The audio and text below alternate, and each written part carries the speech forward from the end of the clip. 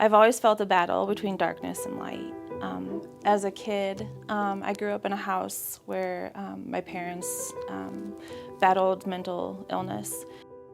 So my way of coping was pulling hair. By the age of 13, actually it was my 13th birthday, my parents separated. On my 16th birthday, my parents' divorce was final. At the age of 13, I had also developed an eating disorder that I would fight with until the age of 23. And my senior year of high school, I actually went to go live with a family from my church at the time.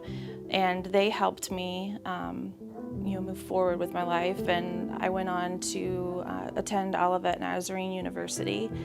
It was there that I was able to forgive my parents and realize that what God wanted me to do with my life. I wanted to work with kids and work with kids who struggled the way that I struggled. After college, I moved to Indianapolis to try to start my own life as a young adult.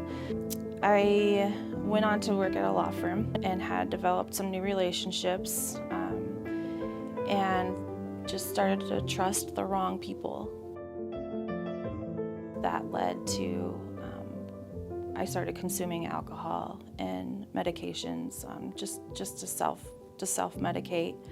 One day, I had found myself, I had consumed too much, and I ended up in the hospital. And I woke up in the hospital, and I realized this is not where my life was supposed to be. I wasn't able to completely let go of everything that in my life, but I did quit the drinking. And on my 24th birthday in 2003, I met my husband, and we dated on and off for 3 years until I found myself pregnant, which in itself was a miracle because I didn't think that I could have kids. But at the same time, I was back to where I knew that I was disappointing not only God, but I was disappointing my family. There were a lot of people who were going to be upset by this. So we decided that we needed to get married. And 6 weeks after our wedding, I was 29 weeks pregnant, and I went into the hospital to have my daughter, and she was born 10 weeks early. She was, other than being small, she was perfect. But I knew when we brought the baby into the world that this is when we have to make some big changes. And we heard that Bethel HP was going to be opening. So we decided to get in and get connected and just find a church home for our family. I was still struggling with the fact that, God was disappointed. And so I would come into church every Sunday and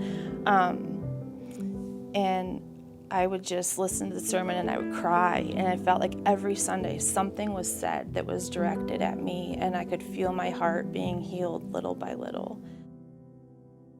So I had this voicemail from Dan, our campus pastor, and he said, we'd really like to talk to you and see if maybe being the kids ministry coordinator would be something you'd be interested in. I said, absolutely.